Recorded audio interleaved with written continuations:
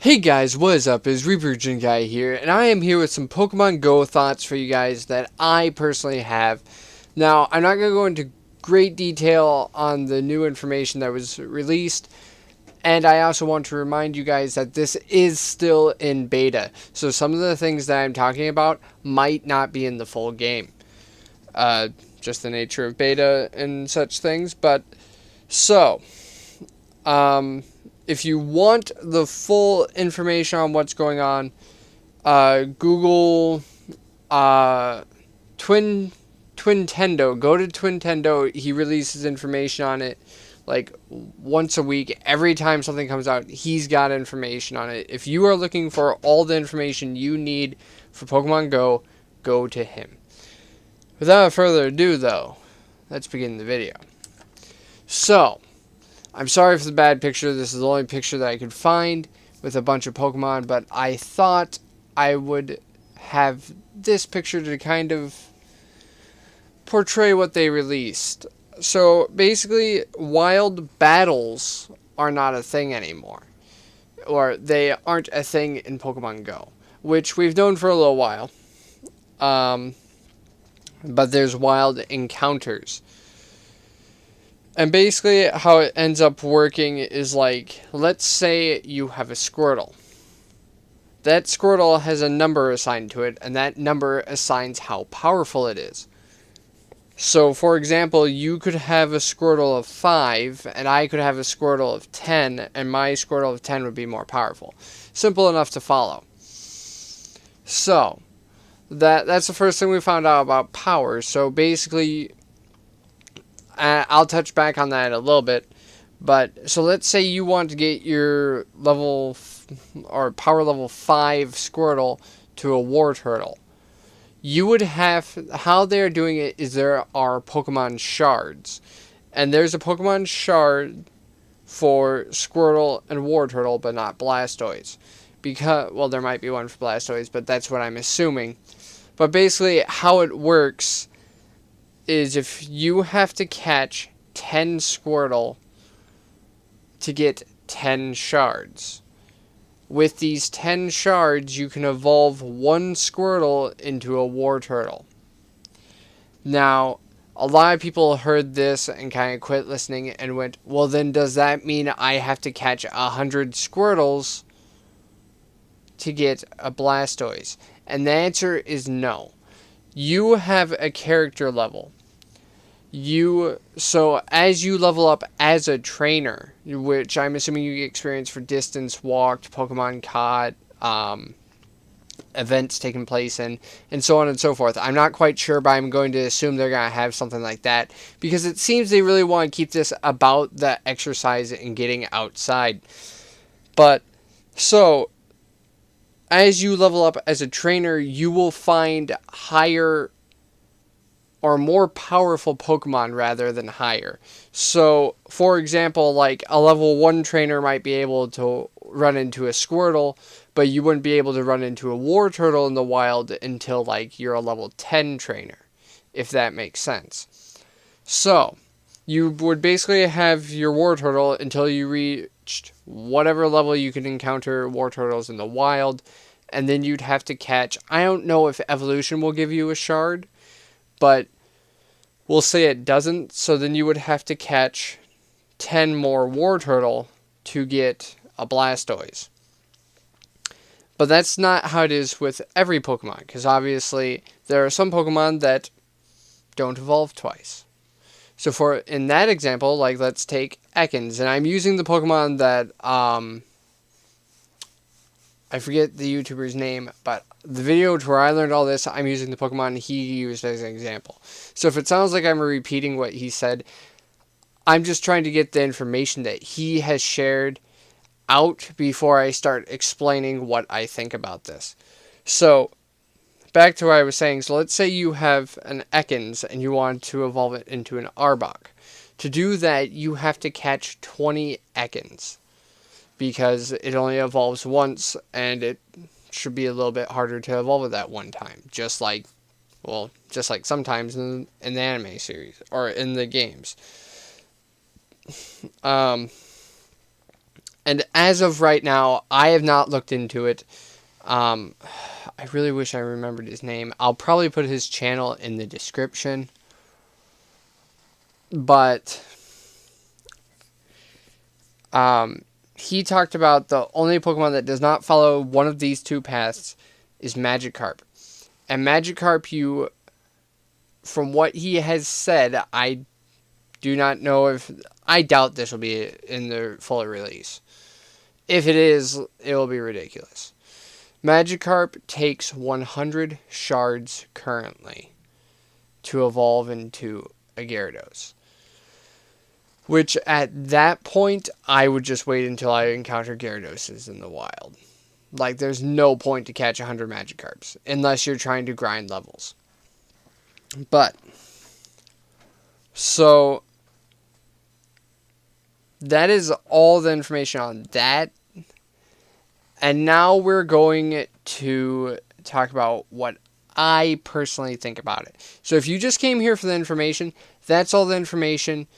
The guys in my description, they cover the information much better than I did. I gave you a brief summary, and they go through a lot more. So if you're looking for more information, please go check them out. But on to what I think. So, who remembers this scene from the anime? Yes, this is from Diamond and Pearl. So, if you have not seen this, let me explain what is going on. In Pokemon Diamond and Pearl, very early on when you are introduced to Paul, the rival of the series, Ash finds him catching a bunch of Starlies. And then he whips out his Pokedex to see which one has the best moves, or is the most powerful. And then he releases the rest. And throughout the Diamond and Pearl series, we eventually are taught that while this has a great short-term gain, the long-term game falls out in comparison to what Ash does, to where he finds one that he likes and just catches that one and he's done. So, and I know it's not that big a deal because I'm going to be honest with you, I would have probably played the game this way anyways. I just wanted to point out that for years, the main games have explained to us that love and compassion and working with a Pokemon is the best way to go. And later we found out that's because of EVs.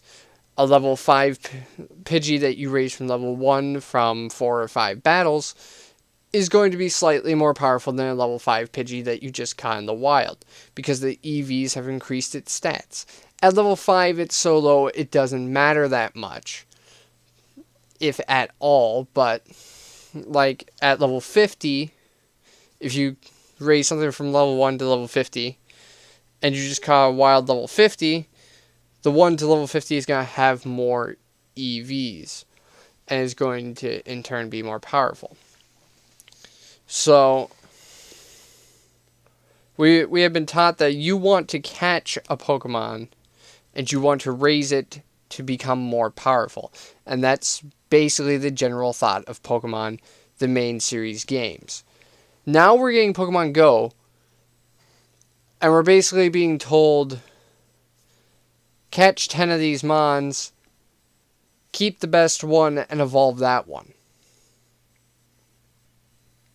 Which, while I will say, to where it is something completely different than what we are normally taught in Pokemon, I understand where it's coming from, because they want to revolve it around getting kids outside, getting people outside.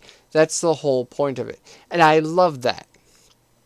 But, I mean,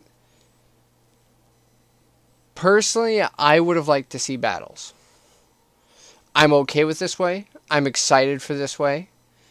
Because I'm not going to stop at 10. I'm going to get a much larger group and then pick mine from that. And I'm going to do that with everyone, because then I'm going to have a much higher chance of having a higher level Pokemon than, say, some random kid who caught the 10 and evolved one. So, I guess what I'm trying to say here is we are becoming... Pokemon Go is kind of like playing through a Pokemon game like Paul. To where you are doing the let's catch those powerful right now. And I'll be honest, Paul's my favorite rival. Paul is my favorite rival because, one, he wasn't annoying. Two, he had a goal. That they all had goals, but Paul's goal, he kind of had like that, I saw my brother get destroyed in a Pokemon battle, and I never want that to happen to me type of thing. I mean, a lot of people are like, oh, well, that's annoying. He should go after what his own dreams are. But, like, it's kind of like he's trying to avenge his brother, and I really like that. And he would do anything that it took to reach that goal. And he became a very powerful trainer.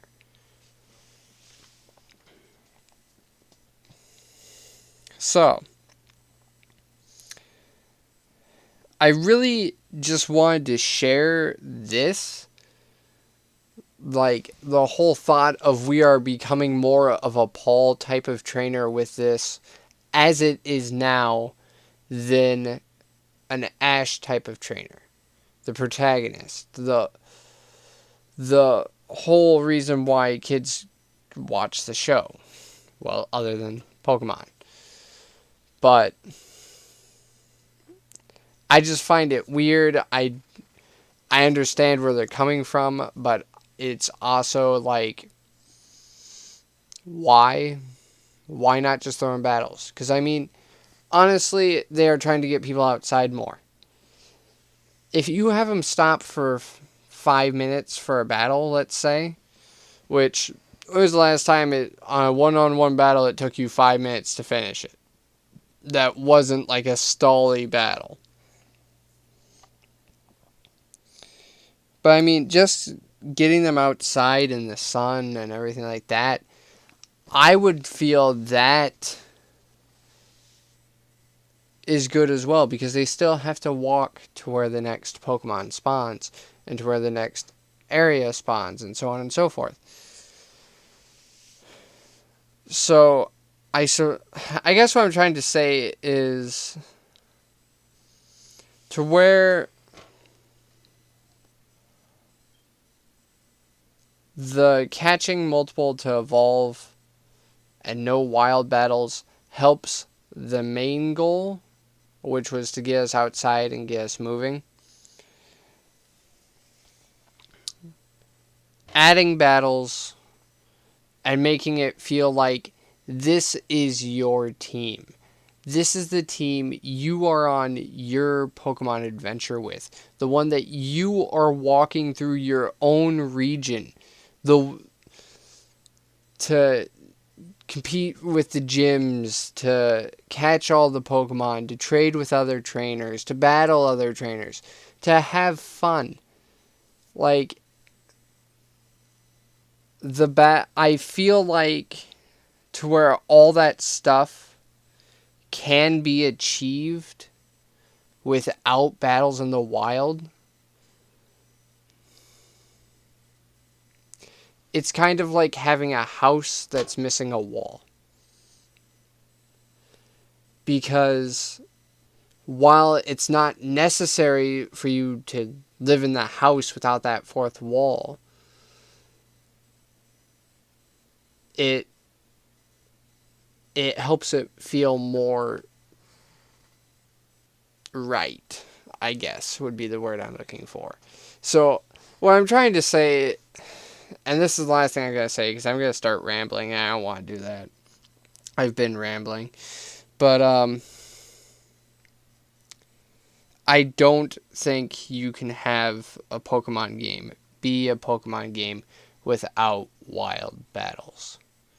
It is what takes up 90% of the games.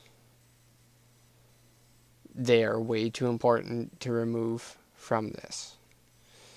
And I guess that is my only problem with Pokemon Go right now. I'm still excited. It's still going to be the only app on my phone because I'm literally going to delete everything else to make sure I have space for it. And I'm still going to love the shit out of Pokemon. But it disappoints me a little bit that we're not going to have wild battles to where I could sit down with my team and just battle stuff for fun. But thank you guys for watching. I really hope you enjoyed. Let me know what you think in the comment section below. And I will talk to you guys next time.